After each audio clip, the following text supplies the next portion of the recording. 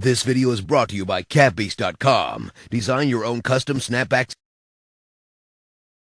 Yo, what up, man? It's your boy Chris. I'm about you checking in, man. Watched the bunker last night.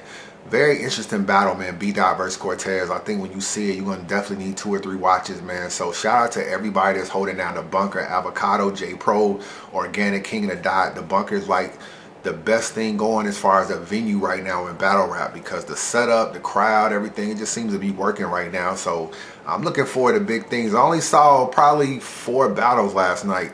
The Source and Verb. The Source pulled his phone out, which was hilarious, my nigga. At the start of the second round, he pulls his phone out. He literally tells the crowd, I forgot where I'm supposed to start at. Hold on for a minute. Niggas told the crowd to hold on. Scrolls through his phone. Oh, puts his phone back in his pocket and starts rapping. Then the nigga chokes later on in the round as well. Clearly lost round 2. I think Verb beat him 2-1. I'm going to be honest with you. I got Verb beating him 2-1. The Source was pretty good in the first and second, but his rebuttals wasn't even really crazy or nothing.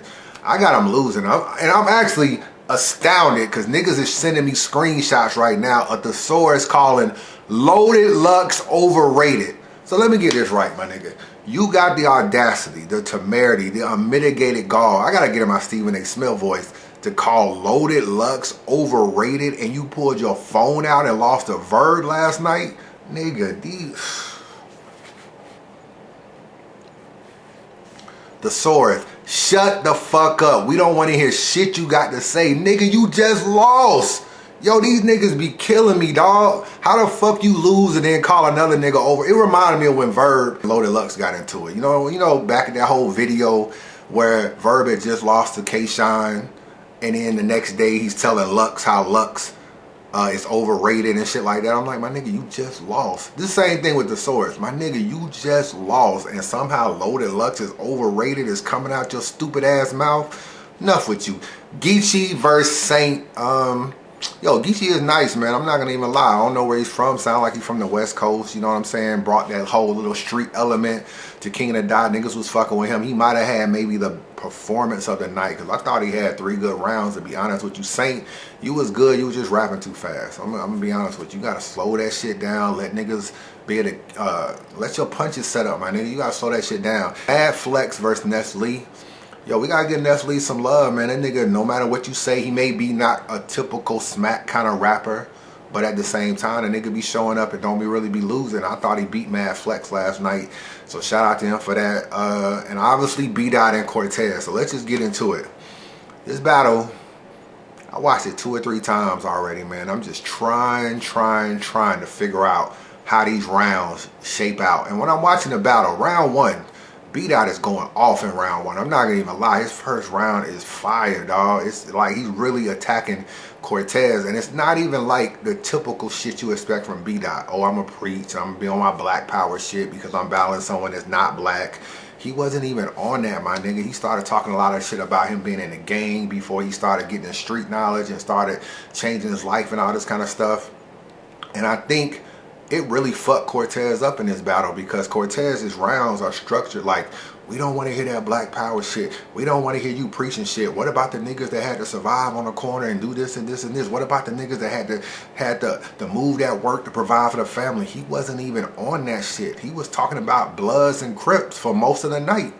You know what I'm saying? And it was working because obviously he's in LA. So you could probably tell Bdot is gonna battle niggas where he got a whole angle on you. You know what I'm saying? As far as him just battling a random nigga, I probably don't see him doing that much in battle rap.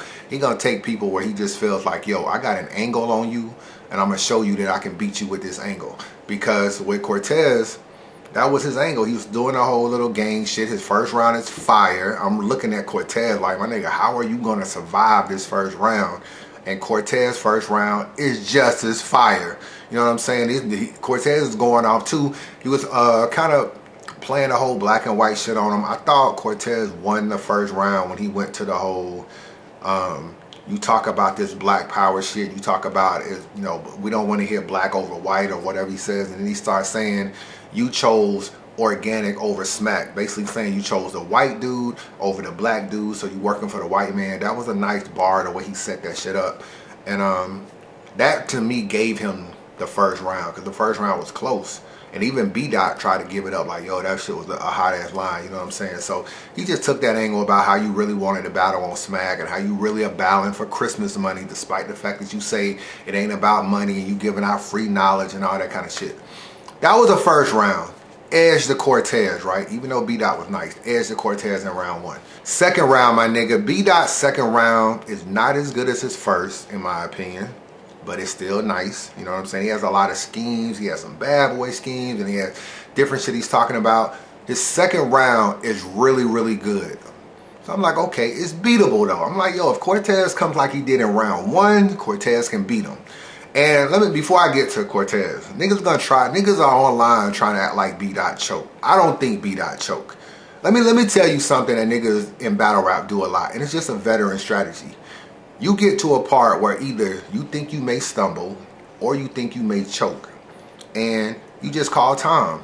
But you can get away with it if you have spit the majority of your rounds. So say the rounds are 2 minutes and 30 seconds. And you spit 2 minutes and 30 seconds because you know you got like a 30-second leeway. So sometimes nigga can actually go to 2:30, 2:45. If you stop at 2:20, 2:15, no big deal. Bdot spit damn near 90 to 95% of his second round. And then he calls time at a certain point. Now, was the time kind of awkward? Like you probably thought he was going to keep going and he called time? Yeah. But you can't really say he choked because it wasn't like he was saying something, stumbled, couldn't remember, and choked. You know what I'm saying? It was, he got to a point and he called time. I see niggas doing that shit a lot. Actually Big T did it when he battled DNA, and it was kind of interesting how he did it because we always look at the Big T versus DNA and be like, yo, Big T was going off against DNA. Hold your daughter, the Niagara Falls line. Like DNA, I mean, Big T was really snapping. But at the one end of one of Big T's rounds, he just says quiet and just stops his rounds. Fuck that Barack juice. I got that woo-wop through. A nigga move just like a doo-wop, do shoot like boop, pop, boop. All you hear is ooh, oh. Let's go. Nigga. Quiet, let's go. Let's do it. Let's go.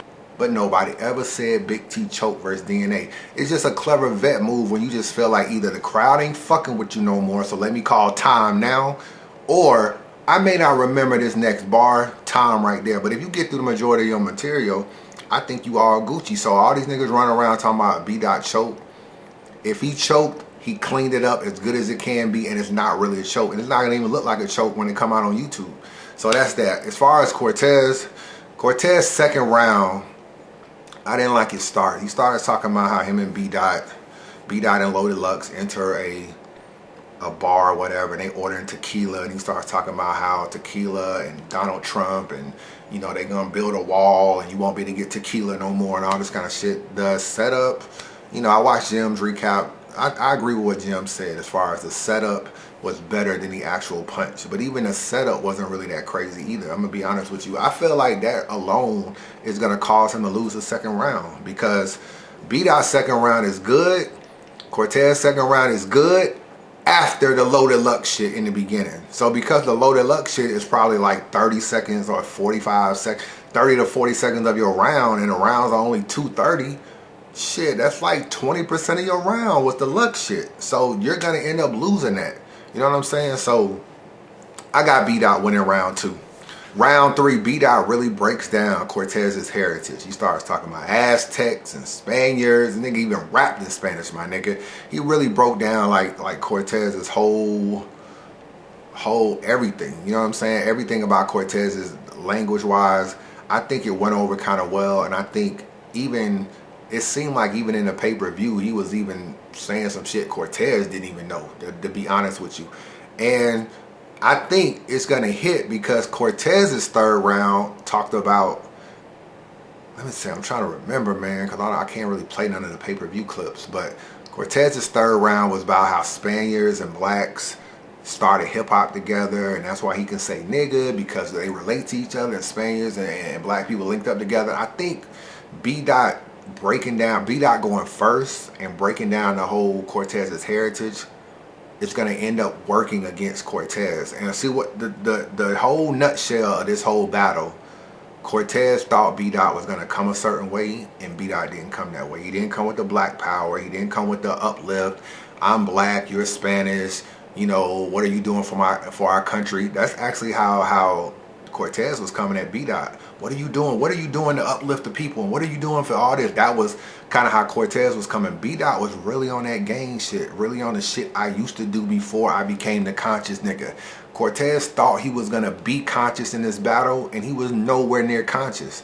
And I think the strategy of what Cortez wrote versus what Bdot wrote is gonna work against Cortez. And because Bdot went first, it's really gonna work against him, because it's like Bdot is not saying this, and then you're coming behind, you're saying we don't want to hear this conscious shit because it's already written in your rounds. But it's even a part where Cortez starts the rounds and he says, you're probably gonna tell us a whole bunch of conscious shit, and Bdot says nope, and the crowd says nope right along with him. Why? Because Bdot had just went and wasn't talking no conscious shit. So I think ultimately, man, the crowd, because it was on the West Coast, gangs, Pyrus, all that kind of shit that he was kind of using a lot of reference of, it's going to work to his advantage. And I just think what he wrote versus what Cortez wrote is going to work against him, because I think he just out-strategized Cortez, or he just didn't come with how Cortez comes. So I got Bdot winning the last 2 rounds. I wish Cortez actually had punched more. I thought he tried to talk to him too much.